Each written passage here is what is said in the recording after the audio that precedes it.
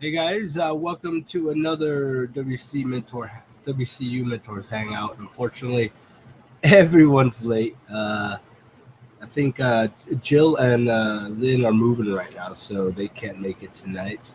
And both Caleb and AJ and Greg and Lester are all going to be late when they're doing stuff. So we're probably going to figure out a new time to do this, or a more like less impossible busy day to do this. But thank you for joining. I'll just you got me until they all pop in and stuff. But good to see you guys. I see there's already a bunch of people here talking and stuff. Mostly about 40K. Who in the hell still plays 40K nowadays? Seriously. No, just kidding. I still play 40K. Still rocking my Space Wolves. And still working on my Imperial Fist. And, I play a lot of factions. So, it takes forever for me to get stuff done. There's so much to do. But anyways, I hope you guys are doing good. I don't know what to talk about until when these guys get here. So I'm just going to look over here in the chat and hopefully field some questions or just talk to you guys for a while.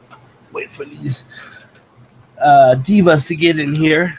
But anyways, man, what have I been up to? I've been up to a lot of things. There's a lot of stuff going on in WC itself.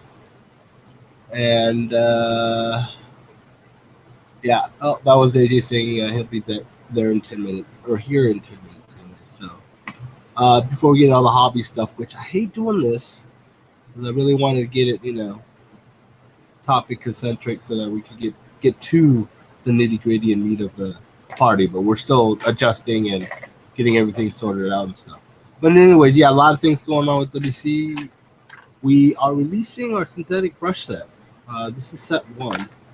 I might as well just start with this, right here. At the back. Look at this. I love the advertising and marketing, right? But these synthetic brushes, the first set, I only say first set because we're doing a second set, which is all technical stuff. Your basic, painting stuff, painting brushes, and it's really just 00012 size brushes. We just kind of gave them a little, each brush, their own little purpose. Detailing brush, base coating brush, wash. It's marketing stuff, but yeah. But these things are supposed to last longer than most synthetics, and so far the reports have been coming back that they are.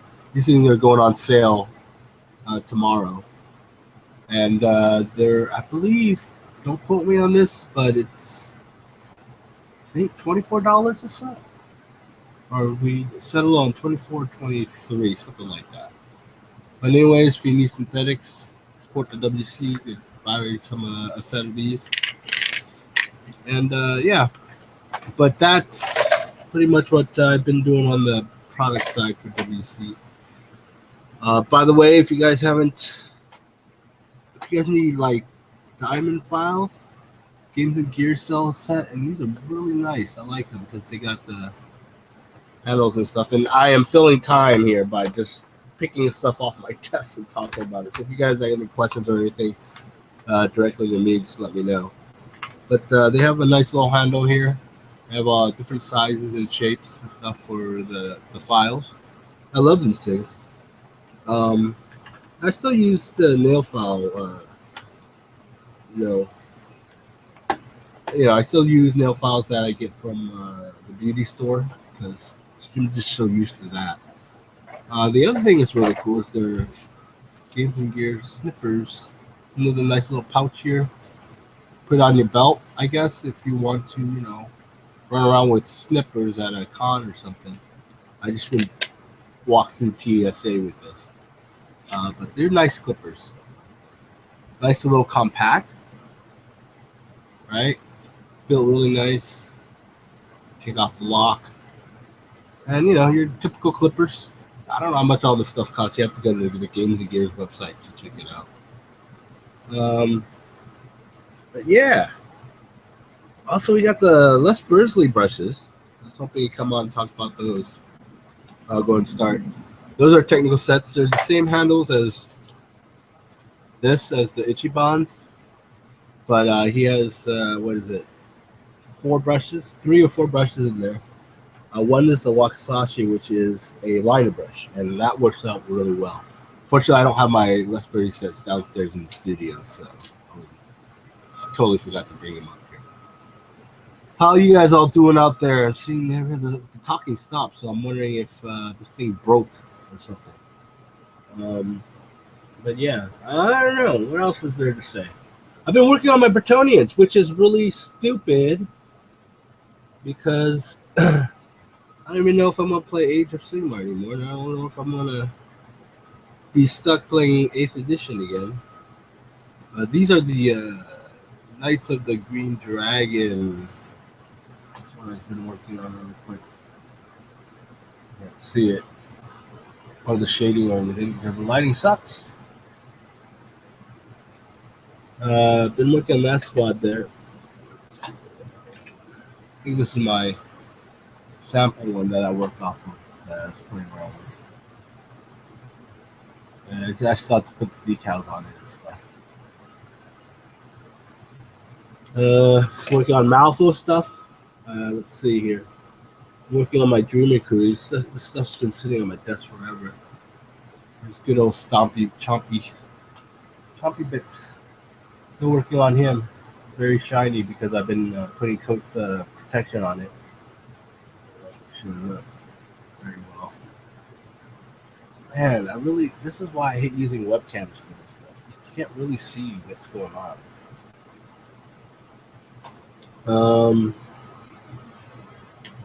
Let's see, where's my other guy? There he is. Insidious Madness for the Neverborn crew. Well, maybe if I turn on the light up here, right?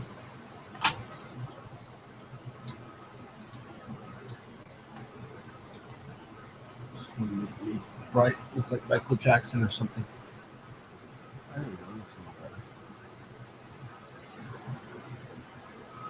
know. Sorry for the dead air time. I'm just filling up space until people get in here. Have you guys started doing Wrath of Kings yet? That is a very fun game. I don't know. This is a Longhorn or something.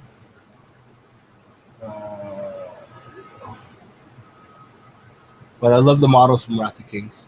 If you haven't already checked that out, it's worth looking. Even if you don't play, you can check out some of the models because they're really fun to paint. Let's see here. What are you guys saying here? Oh. Uh-oh.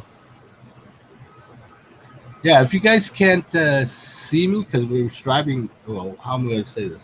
Because if you can't see me, then you guys won't get this message. But just in case you guys are psychic and stuff like that, go ahead and refresh your stream if you don't see me, or refresh the page. And you should be able to kick it in. I don't know why. Hold on, let me type this in chat.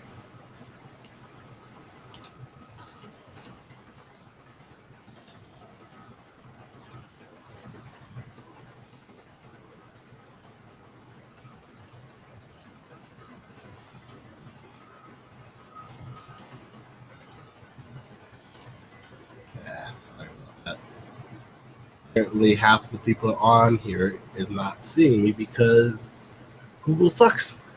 But honestly, I'm not liking YouTube anymore. So you're not seeing much videos from me because there's just so much better things to do. Because all the changes they put in and stuff really sucks for us YouTube creators here.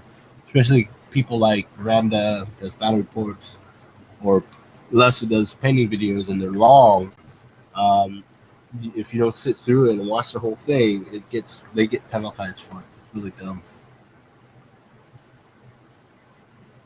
Thanks, Malvictus. I'll make more videos whenever I can. But right now, there's so much busy shit going on, you know.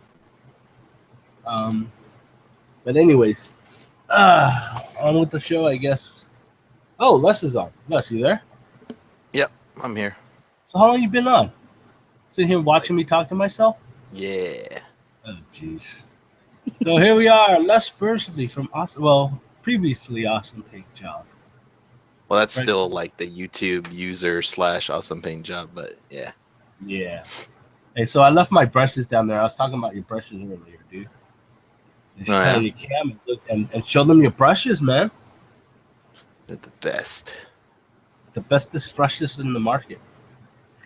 They're the best oxhair dry brushes made for miniature board gaming ever. Ever. Ever. I'm telling you, ever. Actually, you know what? I should go get them and show it people. So you keep them entertained. I'll be right back. Go for it. Because he doesn't want to turn on his camera. He must be naked. Yeah. Usually when I'm online, that's how it is.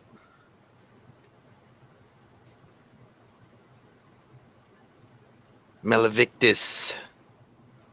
Long time, yeah. Definitely. So, what's on everyone's desk? I've been like, I had surgery 3 weeks ago and I'm still kind of recovering, so I haven't been able to paint, and it's like, I don't know, like when I can paint, it's weird. Like I'm like, I see stuff on my desk. I'm like, yeah, don't feel like painting. I'm just gonna, fart around and play video games for a while. And then now that it's not that I can't paint, it's that I'm kind of afraid to, with like an open wound on my body. So don't really want to like sand or file down models and stuff with that going on. It's not worth it to me to like risk an infection. So since I haven't been able to do it for like 3 weeks, it's my hands are itching basically. But what are you guys working on?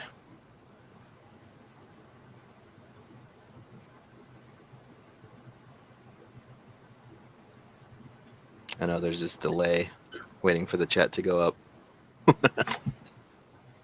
There we go. Space Marines. Space Marines are they're fun at first. You got a one color Space Marine chapter, or did you go crazy and do like Howling Griffins, old school quartered Marines? Crix is good.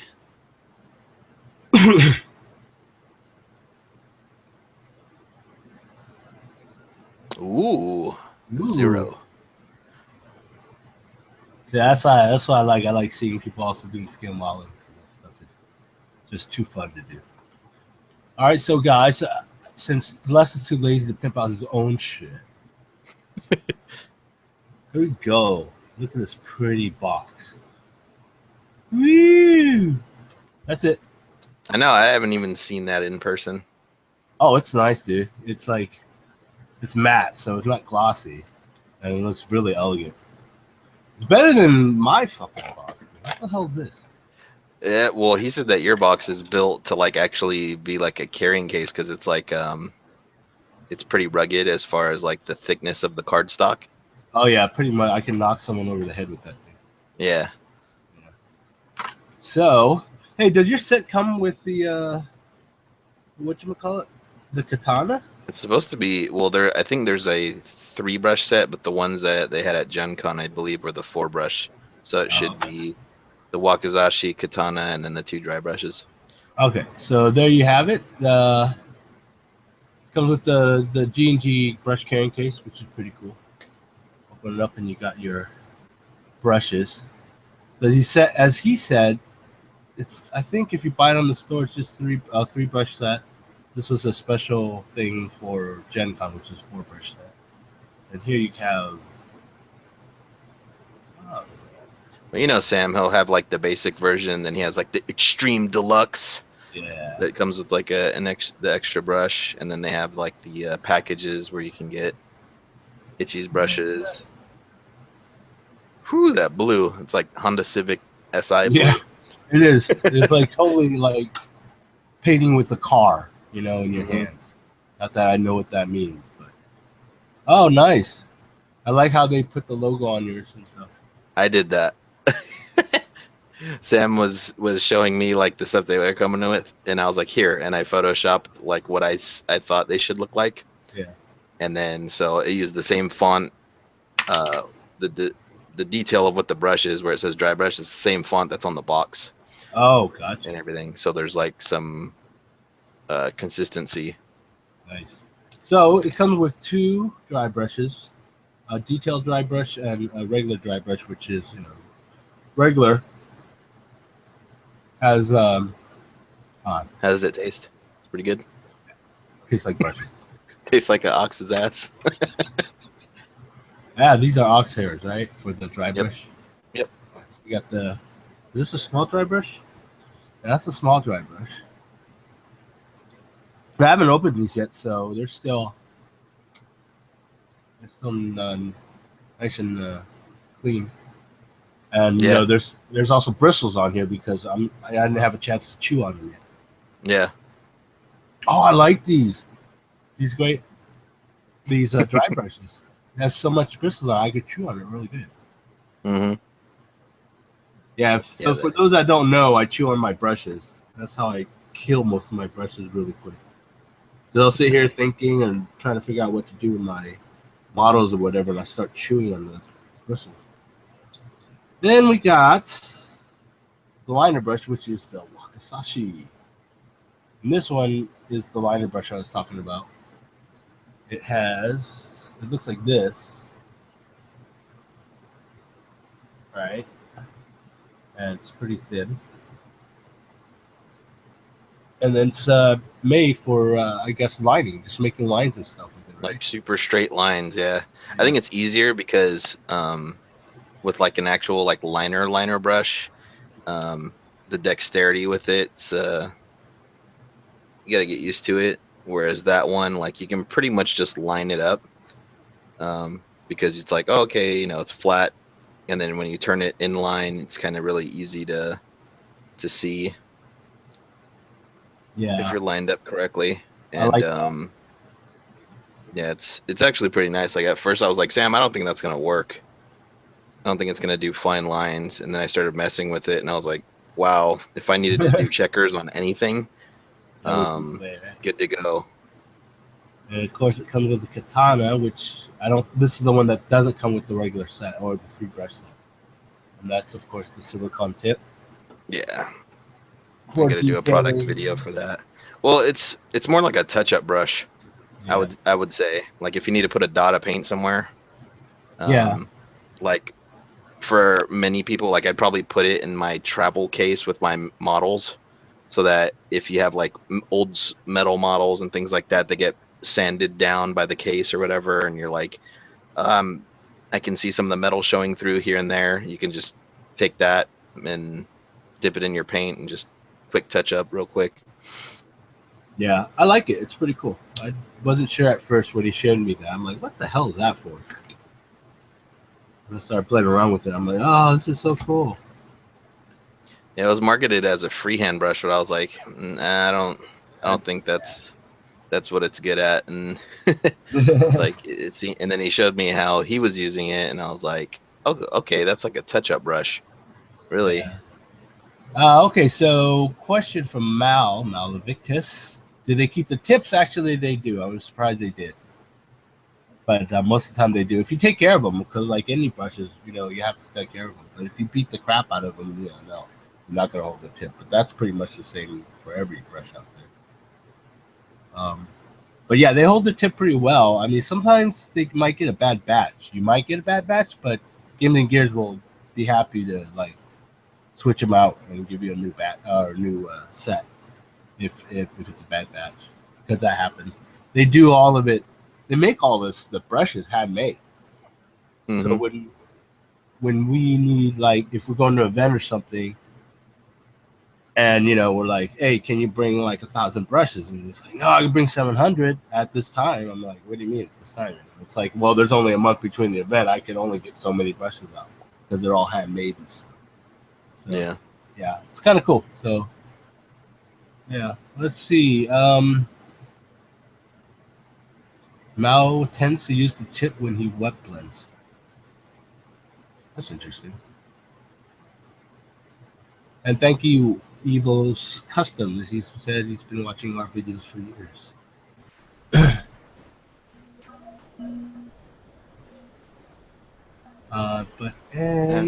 Hey, Caleb's here. What's up, dude? Yo, Caleb, are you there? Hold on. Now I can, Sponsored by Samsung. yeah, now I can turn off the stupid directions for me. Yeah, Caleb wants to set it up so he could get ready to show off some of his skills to people online. You guys are all late, man. I was here for like 10 minutes, like boring the shit out of you. Sorry. It's all right. You getting ready to airbrush? You sound like you have a respirator on. No. Maybe it's just the mic on this thing. Hold on, let me check my settings real quick. Nah, he just has a shitty mic. Crappy mic. So, anything else out there, guys, that you have any questions or comments, go ahead and post them down below. Currently, you're being joined by Les Bursley and Caleb Wissenbach and good old me. And we'll do our best to answer any questions or show you guys anything that you guys might need to know. Just go ahead and post your questions in the chat. And once Caleb's set up, then he could probably show you guys some stuff. Like you could just request, hey, can you show me really quick how to white blend or whatever, and then he'll run you through it really quick, and we'll sit here and put our thumbs and watch him demo stuff. But again, we might change the time and date of when we do this. It's usually me and Les is available anytime. It's just the other guys. They actually do things like go to work. It's a weird thing. Work. Yeah. We work at home, so it's... You know, the usual excuses. Yeah. Oh, I gotta have my family. Work, kids. No. Yeah. I don't concern myself with such mortal topics. Yeah, that's too funny. But, yeah, so what you been up to, Les? Have you been doing your videos and stuff? No. Live streams? No, I'm waiting for my full repair to go through, which should probably be at the end of this week. I have to do a promo video for the katana because I did one for the other 3 brushes, and then we'll be back on schedule for.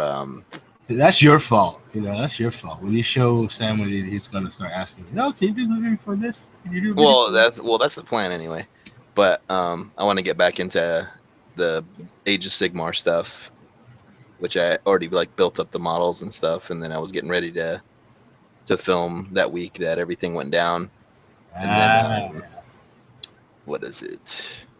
And speaking of and then Age of we'll Sigmar, do the new format. Join the Age of Sigmar WC Facebook group at facebook.com/group/WGCAOS. There, okay, I'm done with my plugin.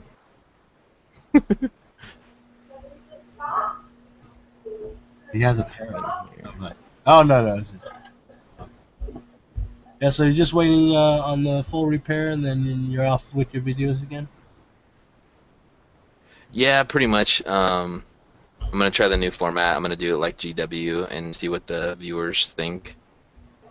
Francois wants to know if you're still doing the Ichiban videos. He is. Ichiban videos? Yeah. Where was that? Let's see. Oh, yeah, that's part of it. I'll be using the Ichiban brushes in the tutorials that I have coming up, so that's kind of in there with it. But yeah, I've been recovering for the past 2 weeks from my surgery stuff. I know you guys are asking questions right now. What I'm doing is copying them and putting them down in a notebook, and we'll get to them later. As AJ's still yet to join us. I want to get AJ and hopefully Craig too. He's stuck on the train somewhere. That we could all get in some of these their input on some of these questions. These are pretty good questions.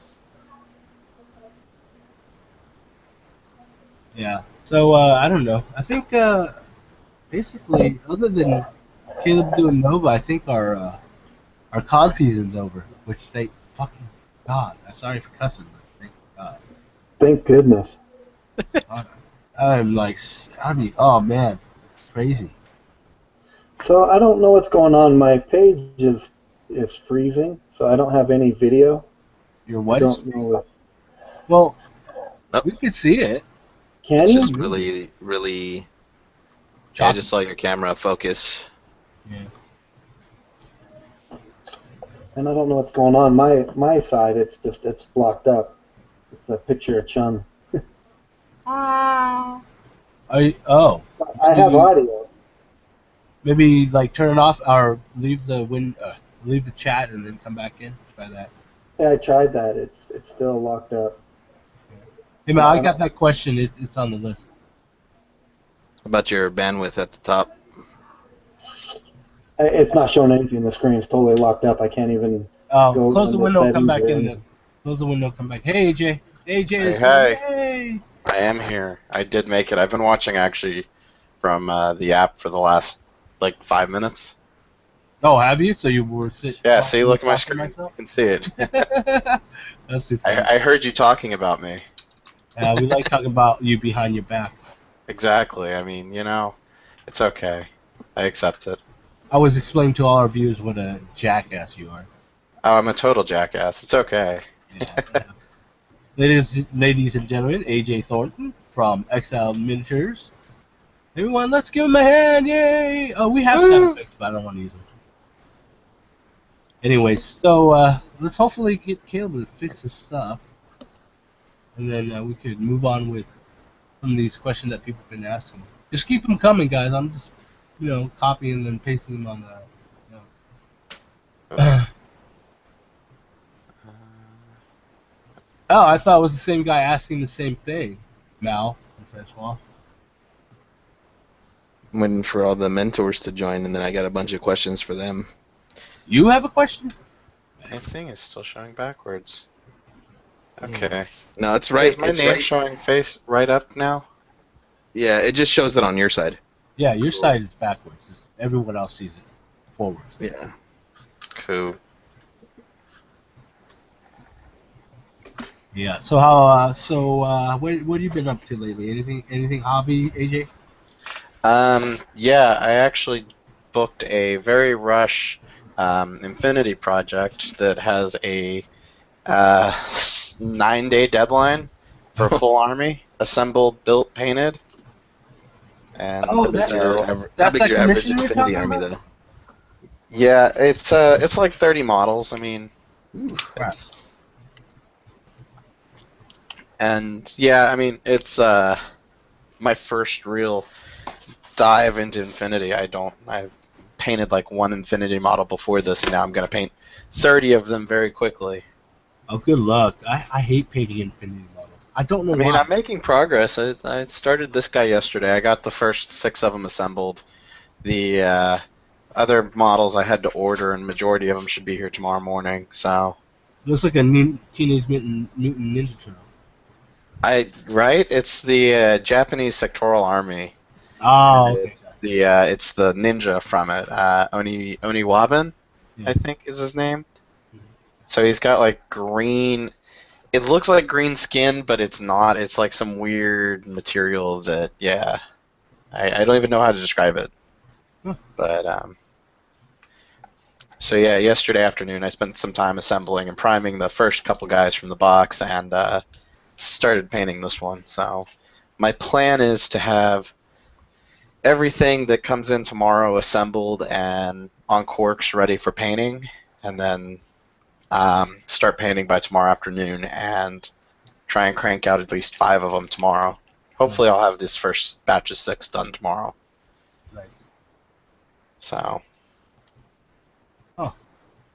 Caleb's having technical difficulties. Sounds like. When isn't he having technical difficulties?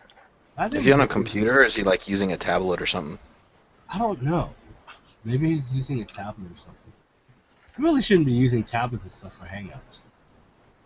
No, Or I guess Coach not used to doing that. jump in with his iPad. Yeah. They just get horrible reception. Annoys the hell out of me. So guys, any questions or anything, just go ahead and post it. We'll get to it once Caleb fixes this stuff. Sorry for the technical difficulties. Really annoying. I mean, if we want, we can start answering a few of these questions. It looks like we've got 7 or 8 piled up. Yeah. And that's another.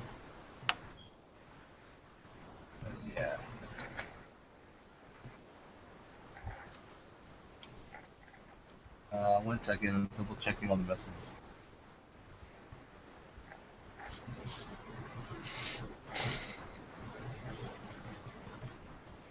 Tori Ling says, "Hi guys, I have not been in a hobby mood lately. How do I fix the matter of my mood? I do not play games. I'm mostly a builder and a painter. This has got a little case of the burnout." That sounds like it. Burnout thing. AJ, how do you fix burnout? It's tough. I usually go out of my way to find a figure that I just really like, and I try and sit back and take as much time as I need on it and work until I'm happy. And that's really hard to, truly be happy with it. But that's the easiest way for me to overcome burnout is just work on something I'm really inspired by until I kind of start getting in the mood to work again. Granted, you're painting painting and playing it, right? What's that? You're painting something else, basically. Yeah, I'm painting something else that if I'm completely burnt out on the hobby, like entirely, I will go play PlayStation for a week. Usually after a week of not setting foot in the office, I'm pretty ready to get back in. And I mean, even while I'm not here, like if I'm out, I'm looking at figures online and I'm talking to other painters. And that's really the easiest way. I mean, just doing like public hangouts where it's not like the live format like this where we're talking. I mean, joining a hangout where we're all hanging out and it's live, like you can sit there and show us your work at the same time. That would probably help a lot too to overcome a little bit of that burnout. Is just to find a group of people online that you can hang out with and talk about painting with. Yeah, that's always a good way of inspiring, getting inspiration too. What about you, Les? How do you get out of burnout, or do you even burn out? Dude, yeah. I actually have a video about painters burnout, and that's where I have I bring up the pleasure box and how like it's a toolbox that's full of a bunch of models that I've collected that I'm like, oh, I really wanted this. I'm gonna put it away because I don't have the time to paint it now, but I really, want to paint it. So I have this collection, and it's all in like an orange toolbox, and it's called the pleasure box because it's just pleasure models in there, models that I really want to like take my time and paint. So like, yeah, if you're going through waves and waves of a commission or something like that, and you need something to break it up, like a reward, just to give your eyes a break from painting a certain color or whatever, is to have a model ready to go on the side. And now it's like a bunch of them. And if your burnout's stemming from you have too many models in your collection, start a new rule. You can't buy another one until you sell one. And that's kind of what I've enforced on myself is I can't buy another model until I sell a model. So basically I reward myself for completing a commission. Granted, then I don't paint my own models. I buy it, and then I paint someone else's model, and then I buy myself another model. It's a never-ending cycle. So.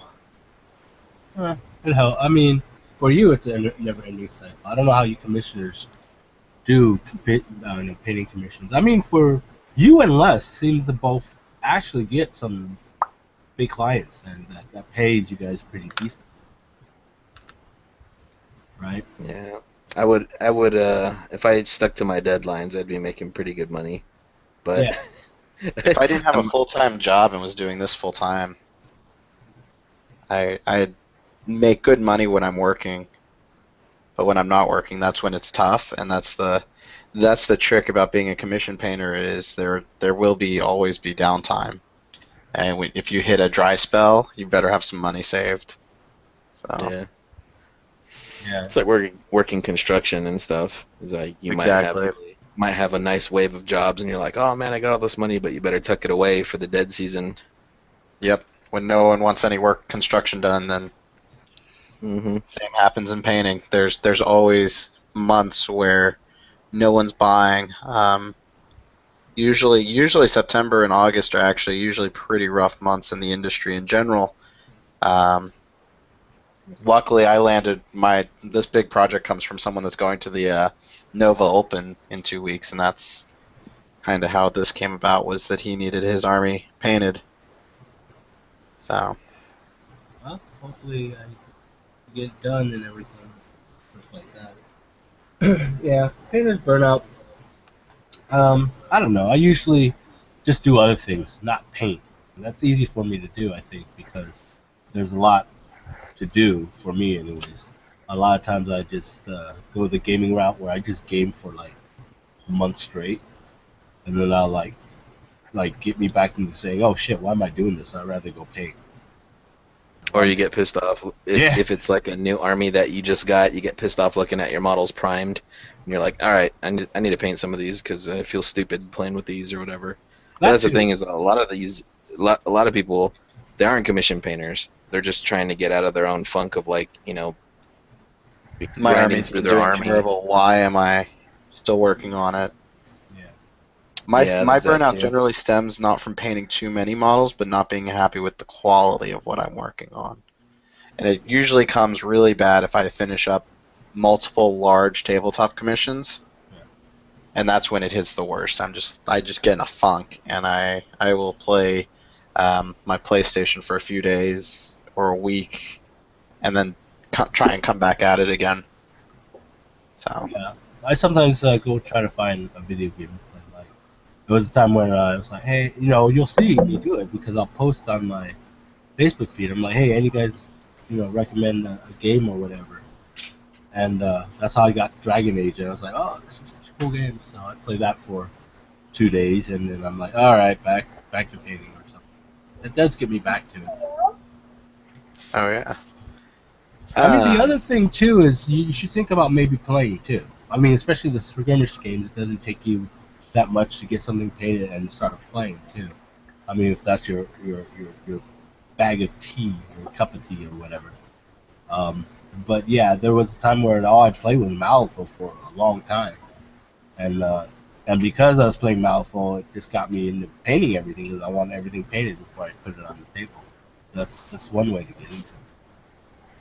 But yeah, I mean, other than that, just go do something else and just step away from the table.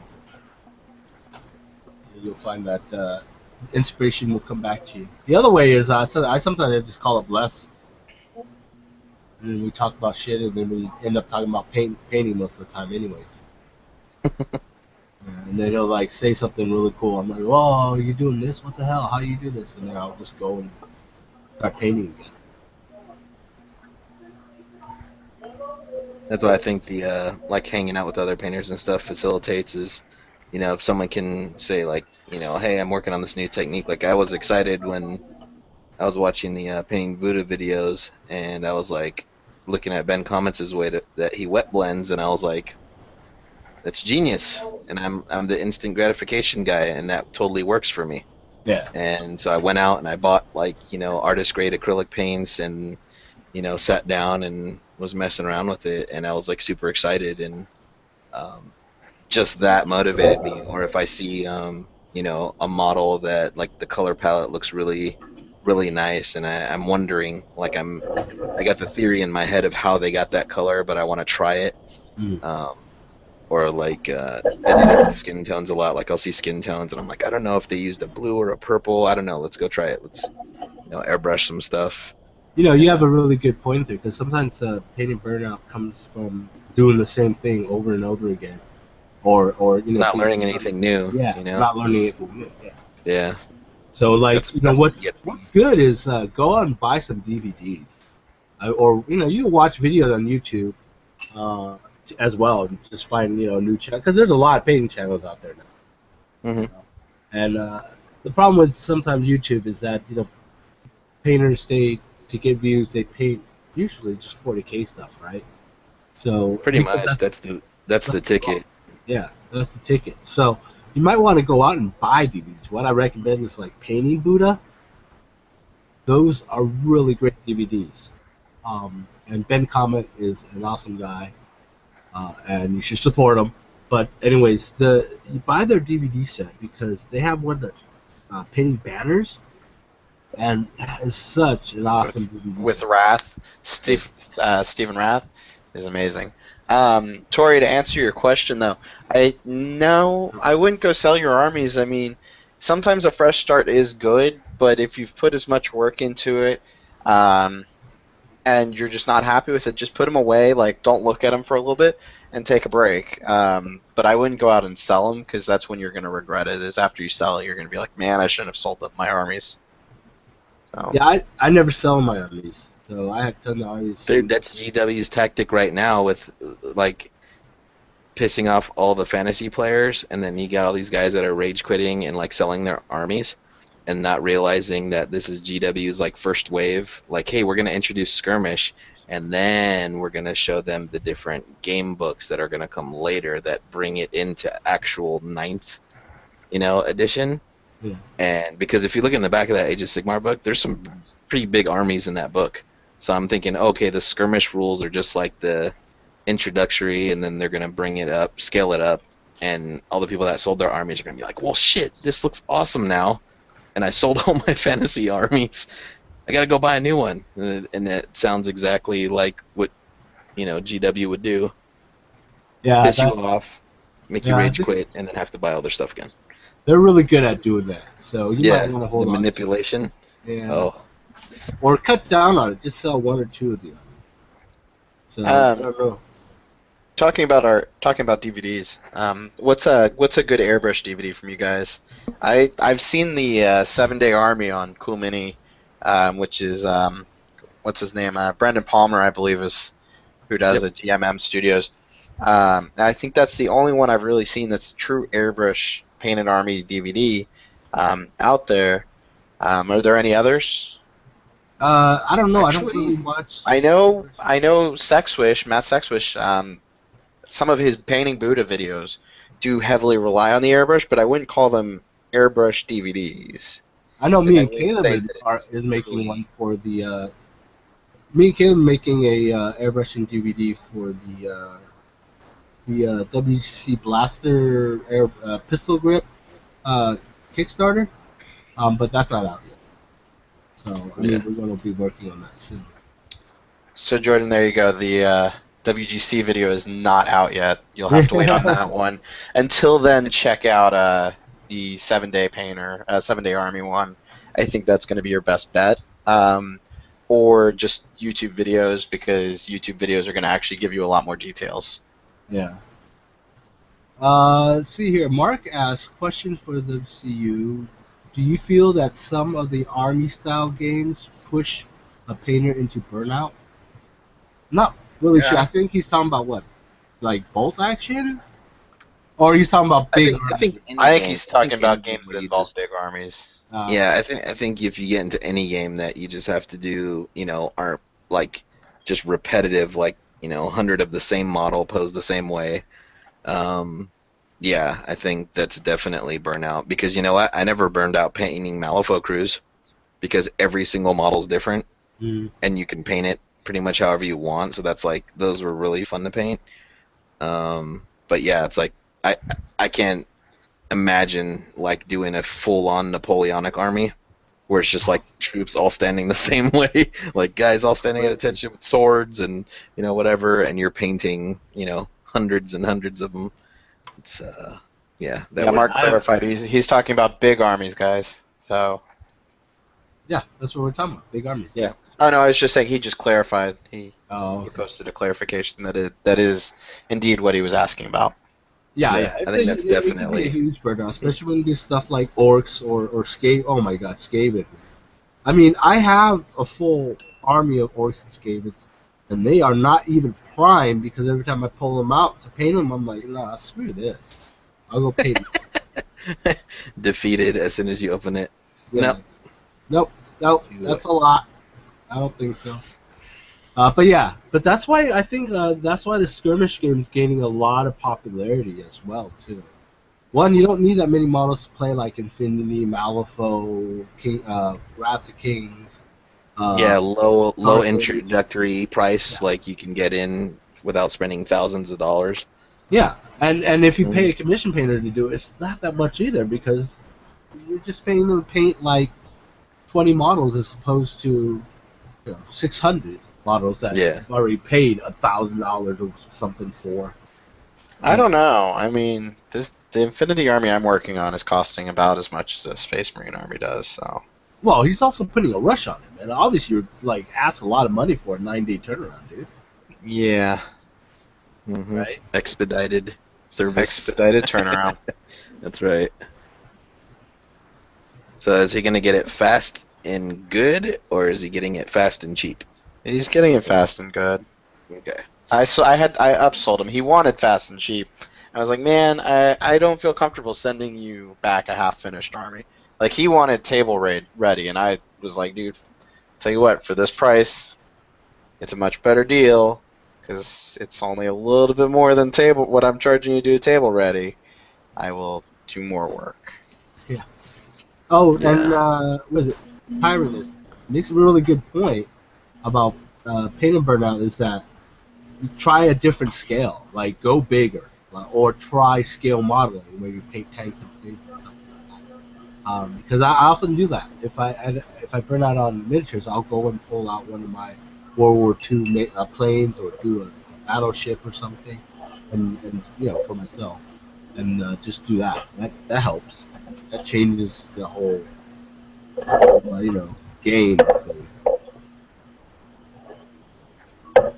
I don't know, Caleb. Are you there? Are you still trying to fix it? Yeah, I'm here. I think it's not locking up now. I reset my computer. Yep. Have you turned it off and turned it back on again? Did that thing. All right. If he is okay, so if Caleb's settled, let's go on some backlog questions here. Okay. Oh shoot, I forgot who asked this, but basing for competition pieces, what are some good ways to elevate your game / get noticed through the base itself? Good question. I would like to know that answer.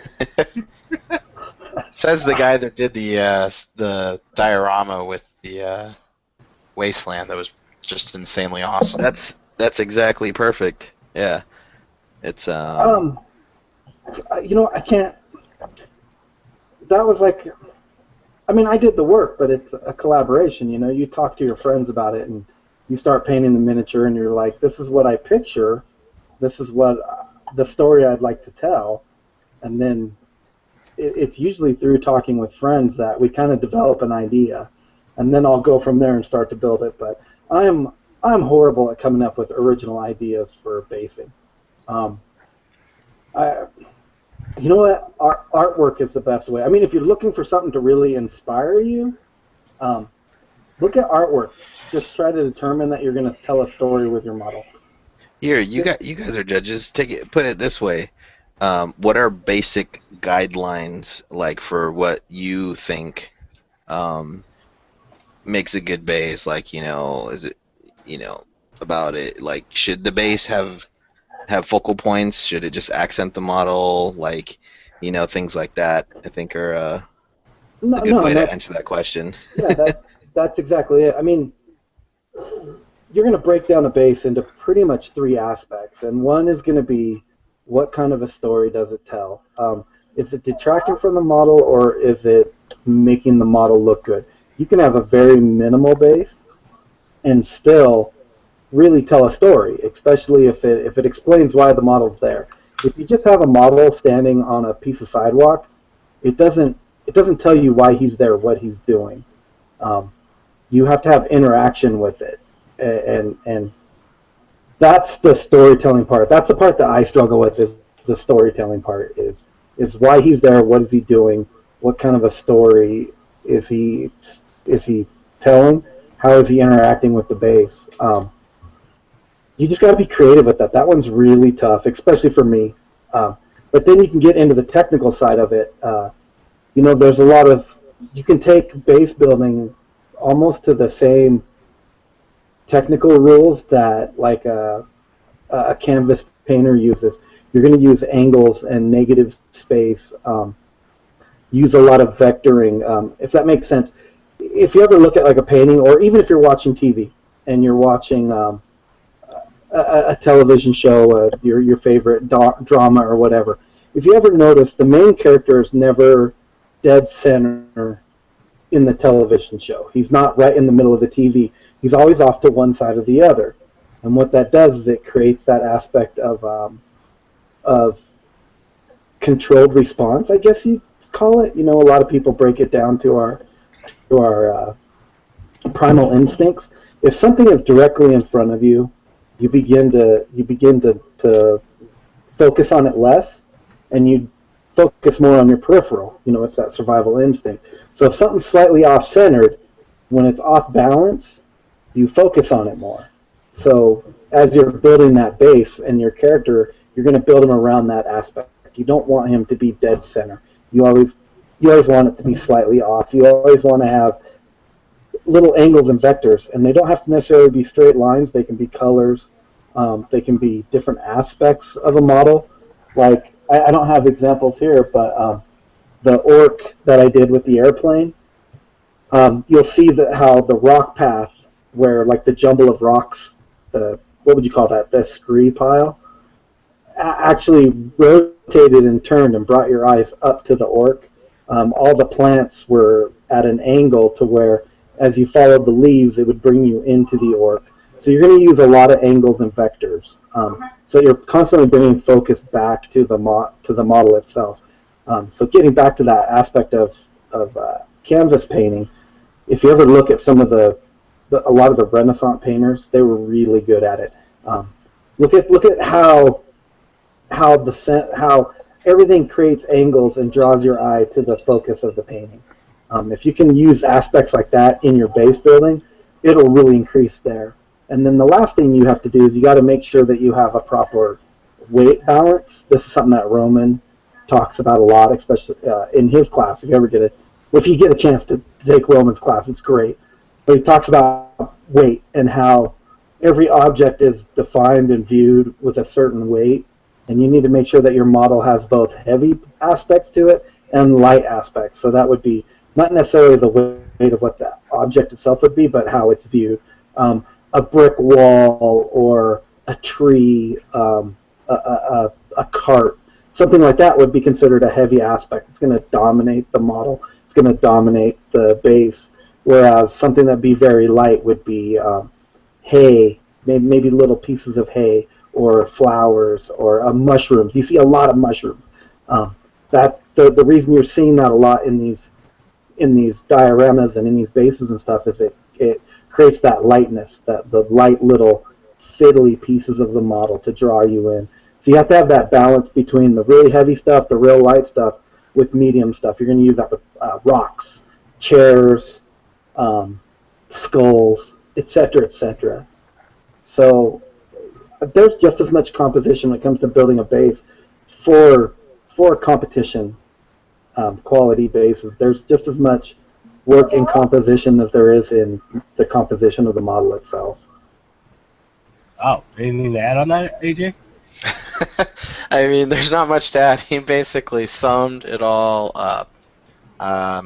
As far as judging goes, as a judge, if you're going to do a big, elaborate base, you want to do it well. I think that a big, elaborate base not done well is going to hurt you more than a well-done plain base in a competition.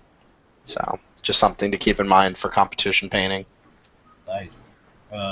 Les, anything on your end? No. I just use sand instead of grass. Good to go. Sand and static grass, baby. Well, what's about? GW static grass that looks realistic.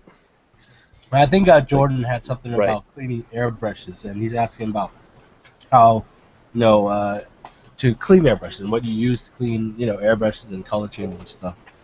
Personally, I do Windex, but that's not good for a lot of people.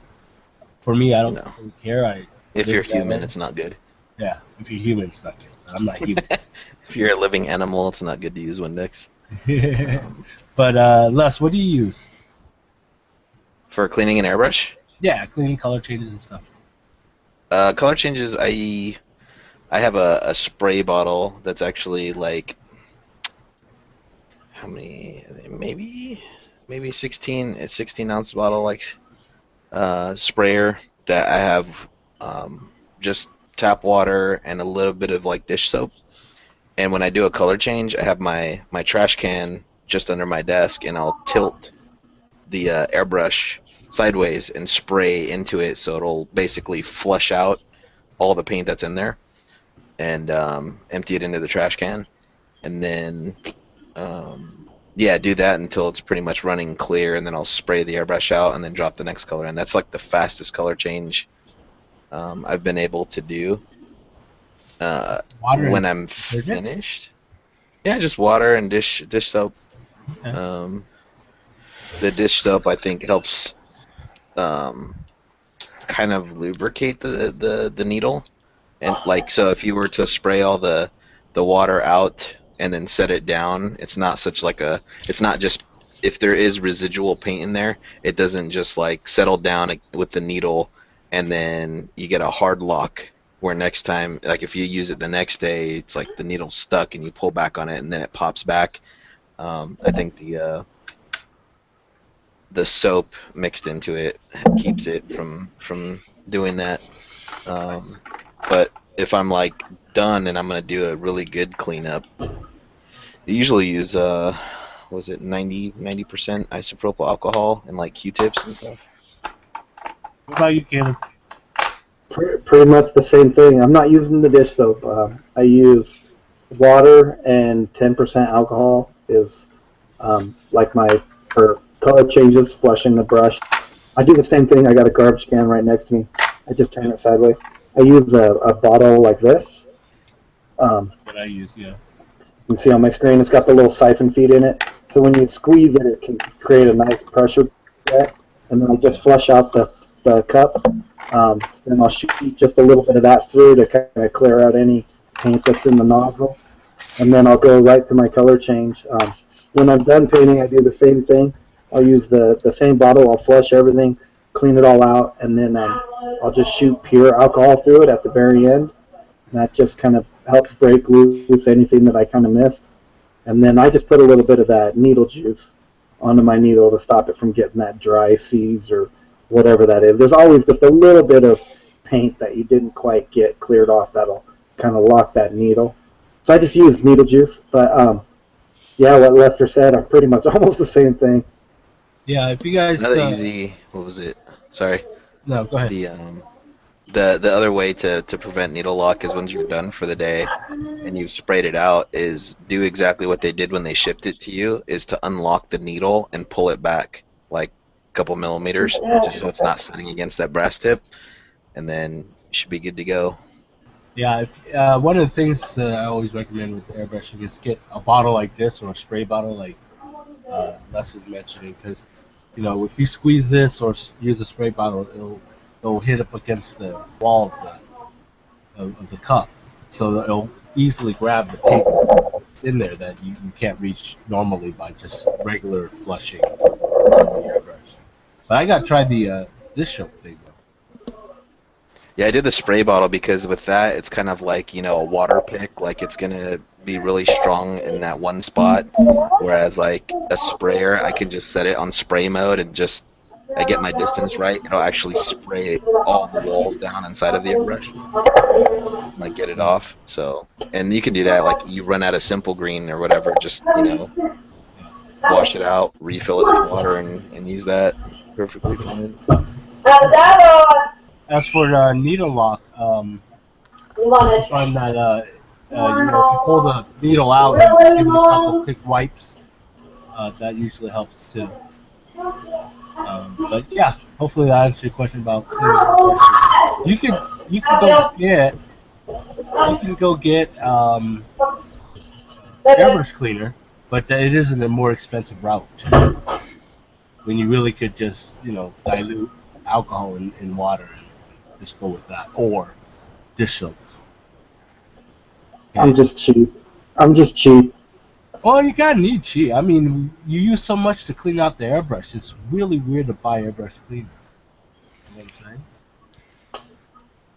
You could buy a big bottle of Windex, or buy, you know, or mix your own concoction with, you know, soap, dish soap, or alcohol. I don't see anything wrong about being cheap, especially on that end. Okay, painting. Do you guys paint before or after assembly? For me, mostly after. It depends on the figure. Sometimes I'll do sub-assemblies. So. Yeah, I think it's both. Like you assemble as much as you can until you're like, okay, this is going to be a problem if I attach this. Yeah. What about you, Caleb? It varies. It varies. Here's one.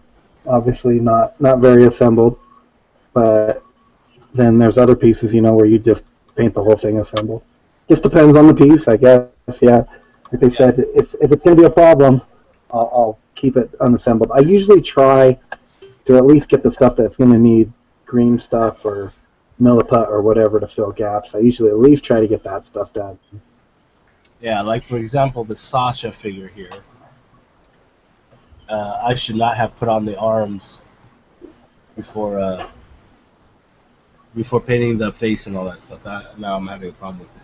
It's okay. I can toss it and start a new one. But beside the point. The other thing I noticed is some people actually paint on the sprue, and that I don't get. Because, when you clip them off, you're going to chip off the paint, or have that bare spot where there's no paint on it. So I don't know how people can paint on the sprue. I don't know if any of you guys tried that. I used to do that when I was first building armies. Like when I had my first airbrush, I would just airbrush all the stuff on the sprue for a base coat. I don't know. Yeah, I always had those bare spots that you had to come back and fix. Yeah, that's just weird to me. I know me and Les had conversations about that. We're like, how in the hell is he doing that? How's that not annoying him when he does it on the sprue and you're clipping it off? That's beside the point. Okay, next question. This is a contrast question, so here we go.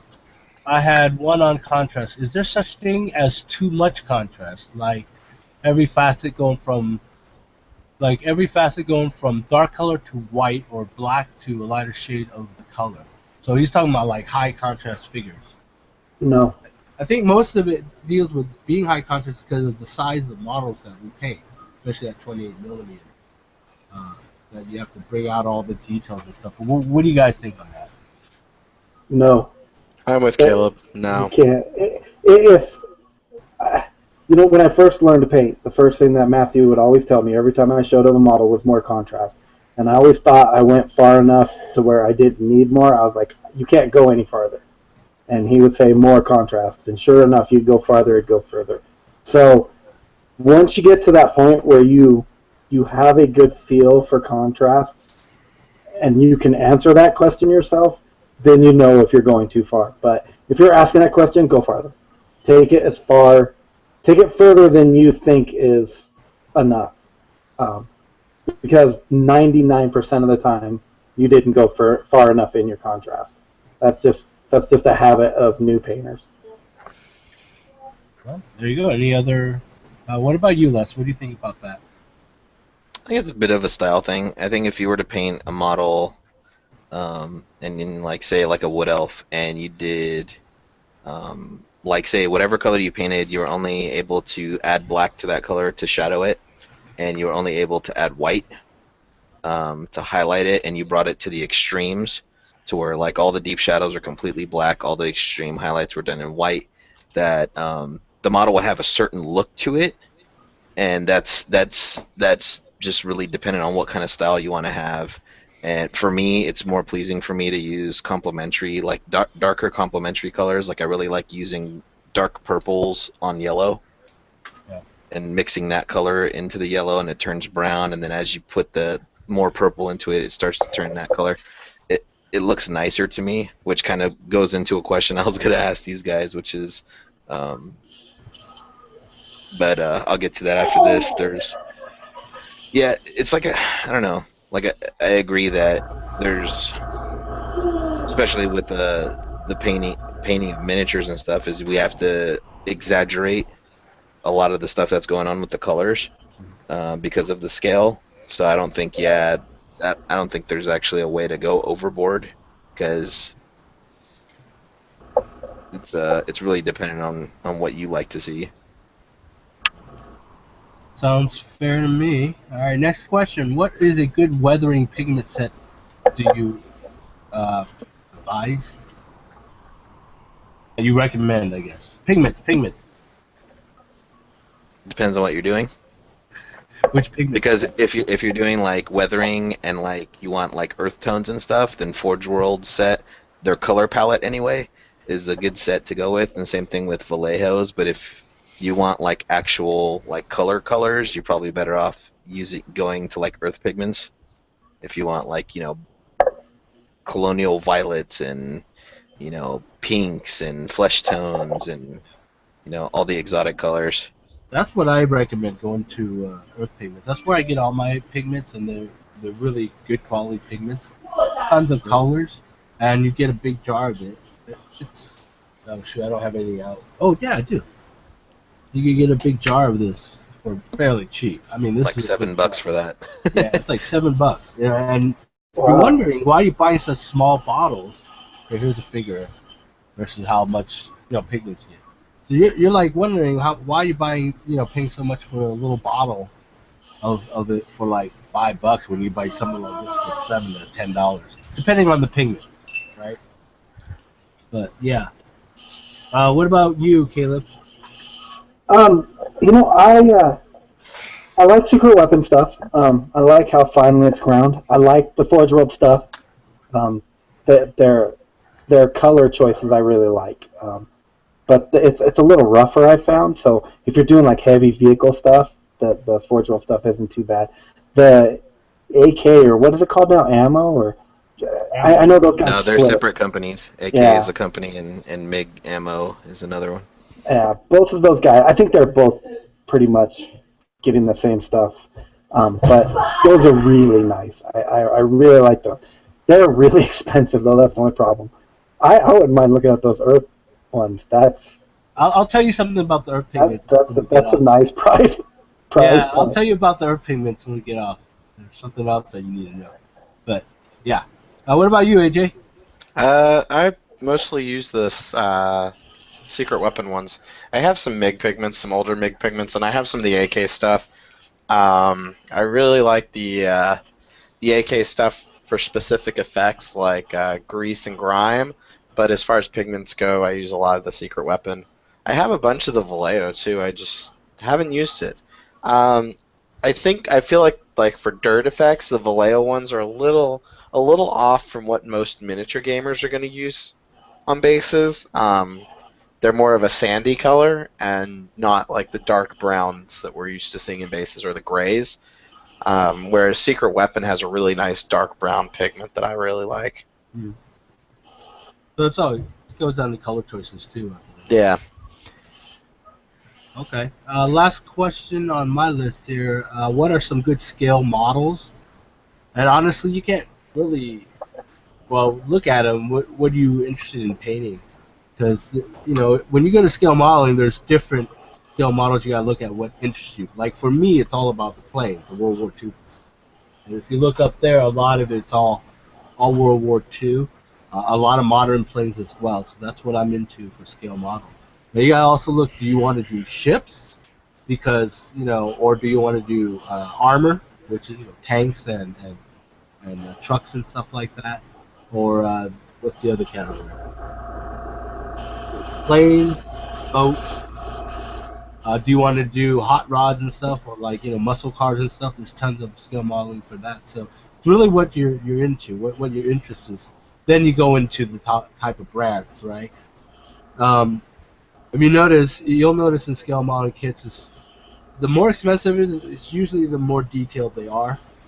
Okay. The Dragon tank kits. Oof. Yeah, Dragon tank, or Tamiya, or Hagas. What's that? Hagasaki? Whoa, whatever that company made. Edwards make very detailed planes because they also include like brass etching in some of their kits and stuff like that. So yeah, that's a whole other beast. But first what you need to do is figure out what you want to paint, what type of a model you want to paint. I love painting them all. I love doing the ships too, because the ships is like time consuming. It's like little tiny pieces, time consuming type of thing.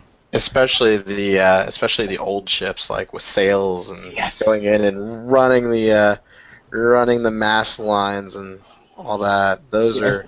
If you ever want to test your patience, pick up a wooden model ship, like $200, $300, just to test it out, and then just the whole rigging system. Oh man, I mean, you have to be precise with the rigging too. yeah. It's crazy stuff. But yeah, I mean, there's also Gundams too. Some people like Gundam if you like the mech stuff. You know. There's also Philbot. I think Yeah. Philbot is some of the coolest mech models out there on the market. Yeah. So again, figure out what you want to do, and then just go to a model shop, because there's no way that you can't go to a model shop and not find something that you would like to do. You know, just go shop around. But yeah. Anyway, so that is done. The list of questions I had on my plate there. Unless you said you had something. Oh yeah, I can bug these guys. Go ahead. Start bugging.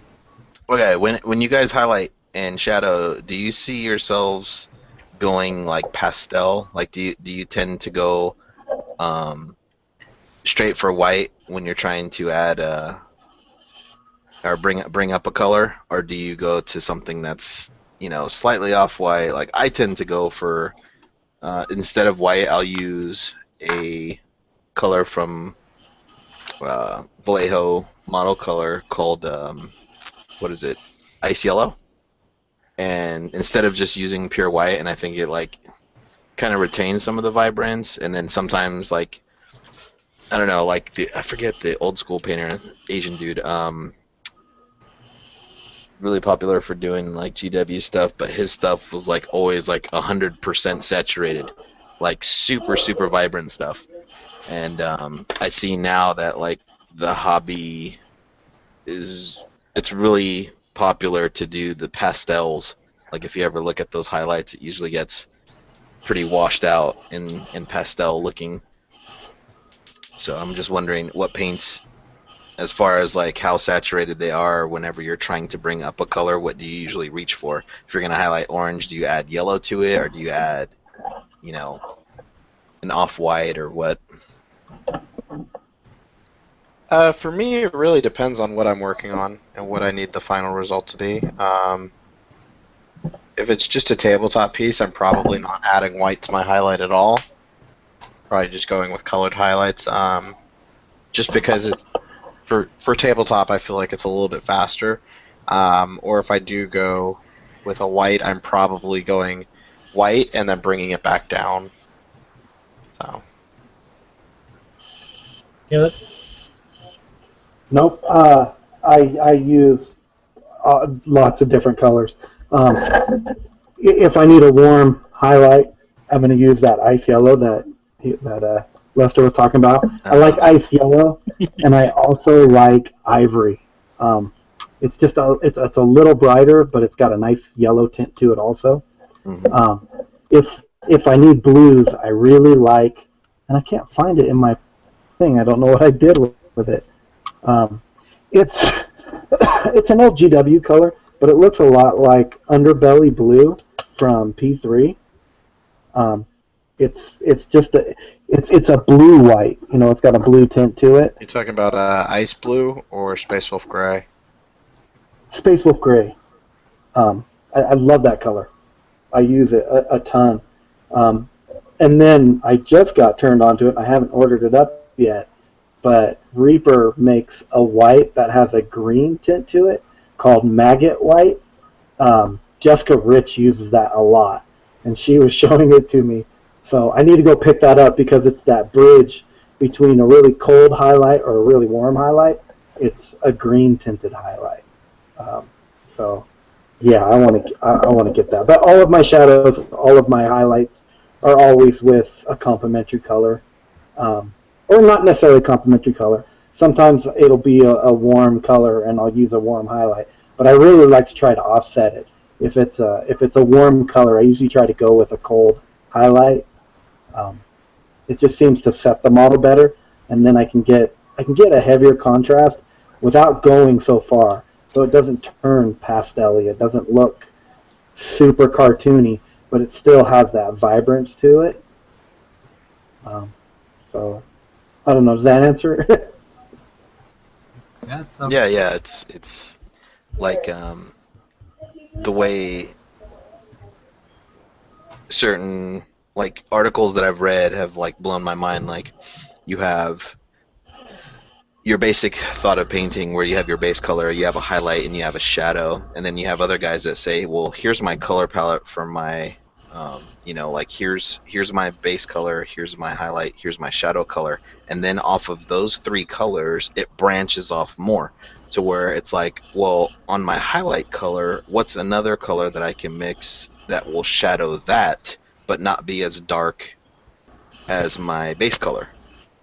And where can I highlight from there, and then or complement, and that's how like you get like, especially for skin tones. There was an article I was reading, and it was insane the amount of colors that were used on the skin, but it worked on everything, and how you could hold the guy's forearm against his chest, and his forearm looked a different color than his chest, but it all worked, and how purples and greens and yellows like all worked on the face, all based off of these color palettes that were either based off of general stuff like the seasons, like here's an autumn color palette for like a girl that's going to be standing next to a tree that's got a bunch of like autumn leaves and stuff. Here's colors that go with that, and it's crazy. Like there's a lot of thought process to go into a lot of things. Like I'll see it and I'll be like, I like this, and I'm not sure why I like it. And then after reading articles like that, and it's like dissected, like this is what was chosen, this is why. It's kind of interesting to see like what people go for. But yeah, after reading, I've been a blog follower of Angel Draw just for a while, so that's why like I have all the colors for their painting black was a study I did for a while. And that's when I picked up Ice Blue, what's that flesh tone? Sunny Skin Tone. And I found out that he uses it all the time because you can use those colors to shade or highlight anything. Like Sunny Skin Tone, highlight pretty much any color you put down. Like it'll work on blues, reds, definitely skin tones. It works really great on black. And then for the extreme stuff, he'll mix in the ice yellow, and the ice yellow I love it. I use it on everything as like my extreme highlight, and then I'm like, oh, see, because I'm not using white now, I can actually do like pinpoints. Mm-hmm. So I make ice yellow like my brightest. Nice. I gotta pick up a bottle of it. That sounds cool. Yeah, I've been talking with Ben Comets, and I've been working on my skin tones. I'm not happy with the way they've looked, and he's been kind of explaining a lot of that. Some of the color combos he's using and why he's using them in certain places, and color mapping, like especially faces. Man, there'll be like four or five different tones that go into just your shadows in the face when Ben is doing a face to get those accent points and to work the temperatures against each other and stuff like that. So it's pretty interesting. So hey, Mark Etheridge, he's asking if AJ is willing to show how he is thinning his P3 paint. Yeah, I mean, hold on. Let me rearrange the desk a little bit, and we can put the palette under. That is exactly how. Let's pick the dog hair off. I mean, it's a little dry in here, so my palette's actually drying out a lot faster than normal. But a lot of it is just, let's find a spot. And depends on what I need. Right now, since I'm working with the green, I'm actually going to steal a little bit of the water from my green. And ironically, I'm not actually using P3 right now. I'm using Andrea. His majority of the color on my palette is Andrea color. I'm just popping in a few of the P3s for a little extra bit of work. And it's just throwing some color down. I have a pot of paint water that I clean my brush in that I can actually pull water from for my palette, but I like to steal from these little bubbles of water that have just pooled up. Namely, if I'm using one palette for a project like I am right now, because it gives me some harmony color. So like this pool here has a little bit of the black and blue from the other colors. So if I were to pull from there and mix it in here, suddenly this little bit of white and green has now taken a little bit of a darker tone. I don't know if it really shows in the camera, but it's noticeable on the palette. Where like this is old, really old green. This is old P3 green from yesterday, which I've subbed out for a more vibrant green. So, Oh. I don't know if that really helps, but that's basically what I do. I usually keep a little bit thicker. Like you can see, the white is still pretty thick, because I don't want to thin it too much yet. I want to be able to, since right now I'm working on pupils anyway, I want to be able to grab a decent dot of that out, and use it without having to worry about it running. So. Nice. Nice. That was pretty clear. All right, Les, any other questions? Let's see. Let me think. Oh, and then I thinned it too much.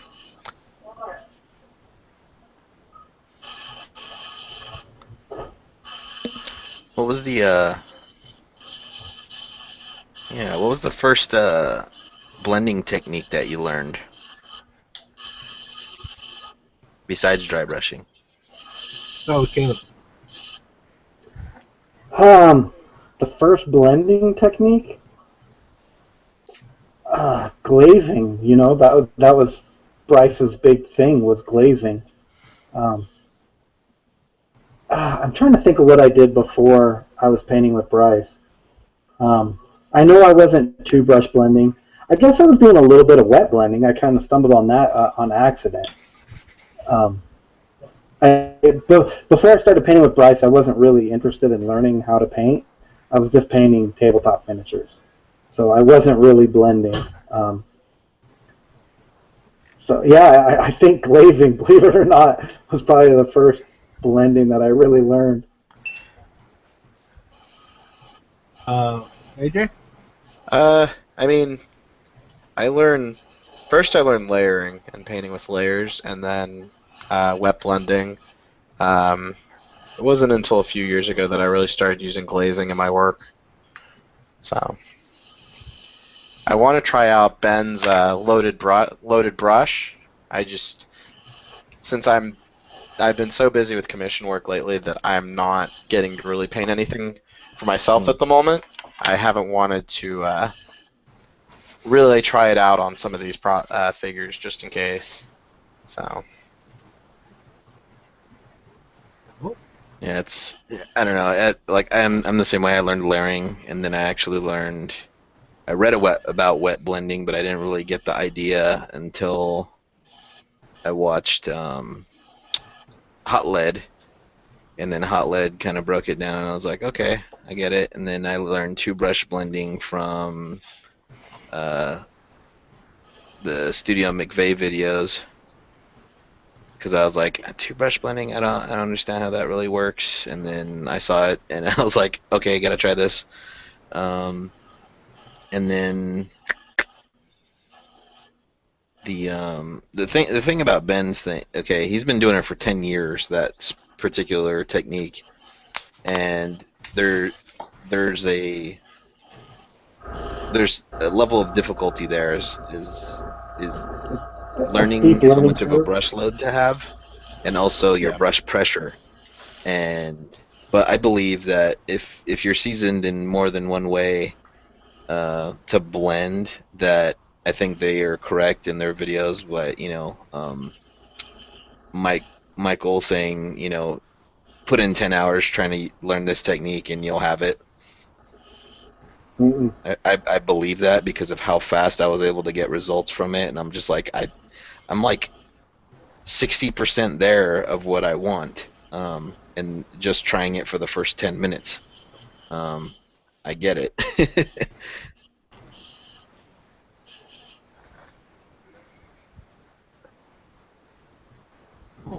Anything else?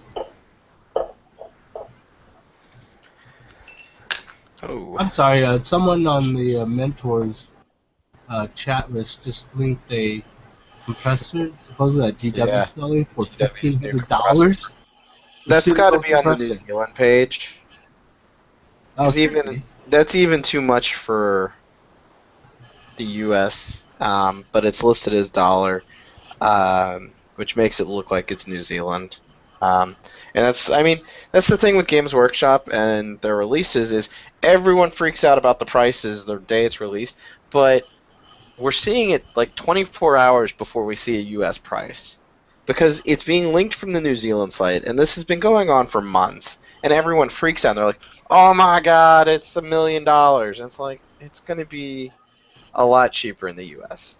Like, have we not learned anything from the past couple months that these leaks all come from New Zealand, and they all come about 12 to 18 hours before the U.S.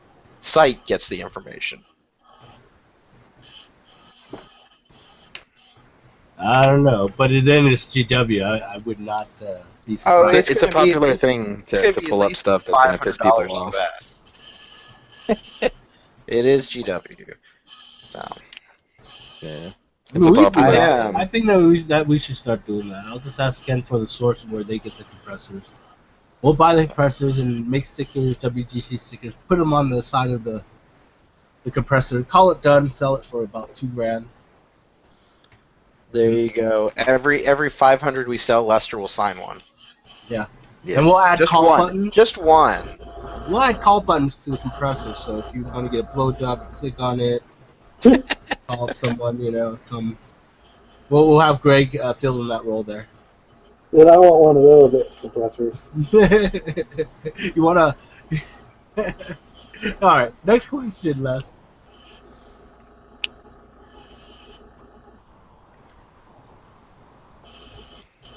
Oh yeah, by the way, if none of you guys know already, they're coming out with Airbrush paints, the Citadel Air it's called, I think, quarterly. Yeah, I hate the clickbait that's been going around with that they used photos of the old Games Workshop paint line as if those were going to be the Airbrush paints.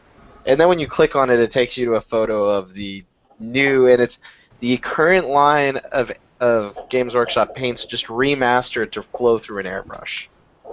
So they put more water or whatever. Yeah, they put more mixed medium into it. Yeah. But the clickbait going around that all the big sites that are sharing it are using are a photo of someone holding in their hand the original Games Workshop line of paints. Like, well, not the original, but the 2 editions ago when it was like Warlock Purple and it was Regal Blue and those colors, which were really amazing. So it's real bad clickbait, and I'm kind of done with the 40K rumor community and just the rumor community in general for Games Workshop, because half of these are clickbaits, and it's like I'm tired of not seeing news and just seeing clickbait. I like how a lot of people, like, I'm not gonna name the site, but they would write, like, what was the last one I saw? Age of Sigmar versus Star Wars. I'm like, I didn't even bother clicking on it because it's just going to be some kid sitting behind the computer talking about business which they have no fucking clue about. Exactly, and that's the thing. A lot, like, I will give credit to some of these guys. They do know the business aspect, but they also know their customer base, and they know how to get the Games Workshop customer base riled up to the point that they're pissed. Yeah. But I don't know. That's just the in thing now that we piss off everyone. Or have everyone piss off each other. Well, I said it to you guys at Bay Area. All these people complaining about the community. Look how the community treats the company, and can you really blame the company for how they treat the community? Well, it doesn't matter what Games Workshop does. They're never going to be They're never going to be good enough in the eyes of the community. Well, even if they were to give out $5,000 of support to each independent tournament, it's never going to be enough. So at what point do you say, screw it, we're going to run it completely as a business, who cares what the community thinks of us at this point? We're going to focus on making model kits, and we're going to sell them for what we want to sell them for. And you know what? Maybe it doesn't make us popular, but you know what? We have shareholders, and they're making money, and it's good enough. That's true. Yeah, if you look at it that way, yeah. I mean, because they're the biggest, and they're still big. They're still huge. They're not going to fail. Yeah. All these people are like, oh my god, they're going to go out of business in the next few years. They're not going out of business. They never do. Games Workshop is not going anywhere. Yeah, they've had several bad years, But if you look at when the trends really changed within the company, it changed when they became a publicly traded company. Yeah. That's when it stopped being about a hobby and started about making money, and it makes sense. The CEO is liable to the shareholders. He has to post them money. And how do you do that? You raise the prices and you sell more kits. And it doesn't make sense, but then they have to answer to the shareholders. They have to Exactly. make it look like it makes sense to them. Exactly. Anyways. That's why we're sitting here going, "What the fuck just happened?" You know.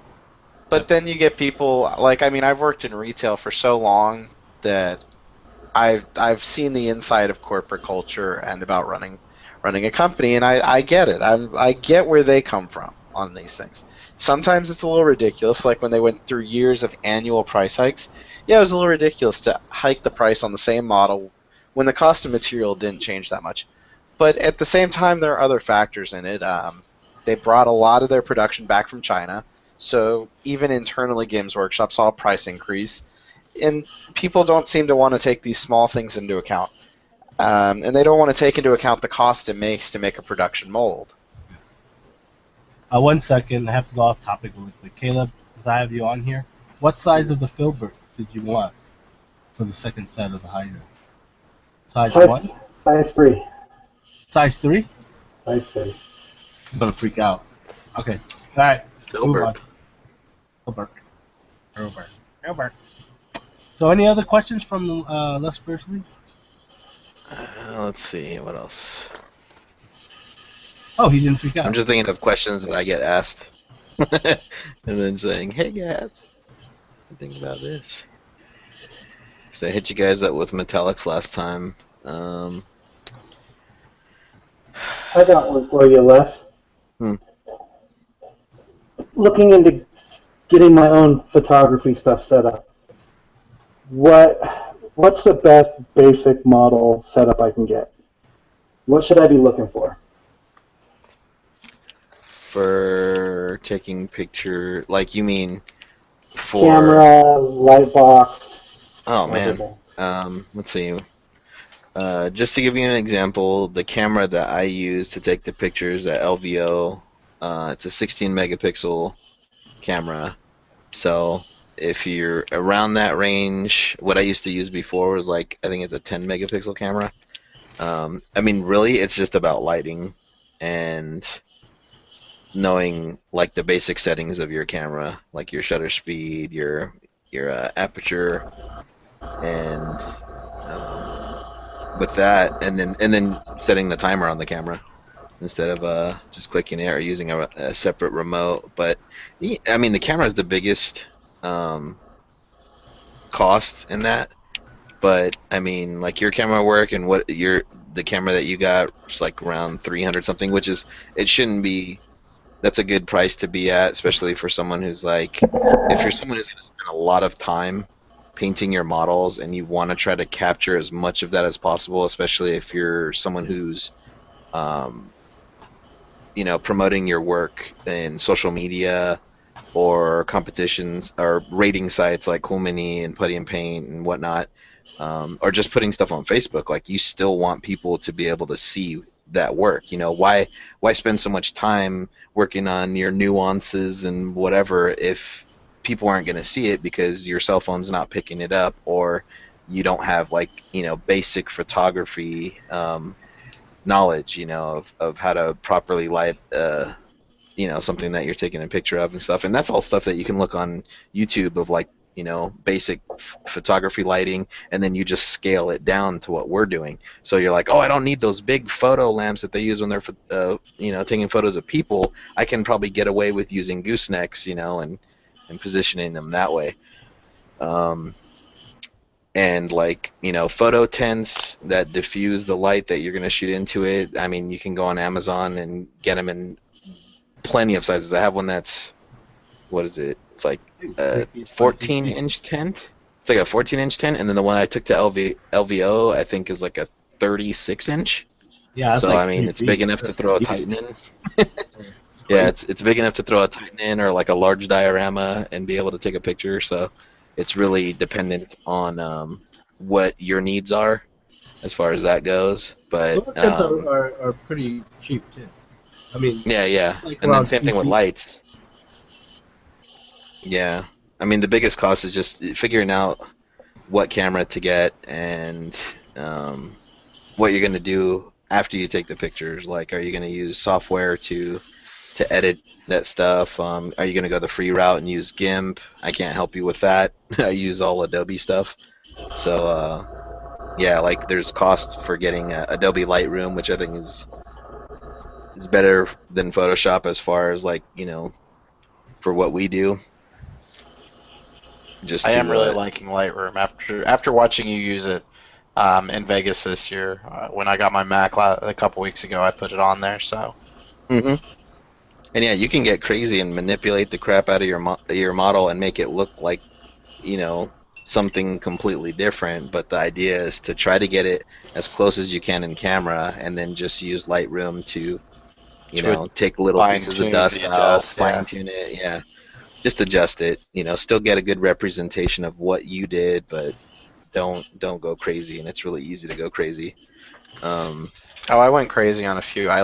Just to see what the broad ranges were, I took some really bad photos to see if I could manipulate them to get pretty accurate. And you can do a lot of crazy stuff, and it's just insane. It's kind of fun to play with Lightroom. Yeah, I think it's better than Photoshop because of just being able to say, you know what, I got one picture edited and I have 20 behind it, so let's select all of those and synchronize, and great, they're all calibrated. Now I can export them and send them to the customer or put them online, whatnot. Yeah, I have to learn learn the workflow of Lightroom.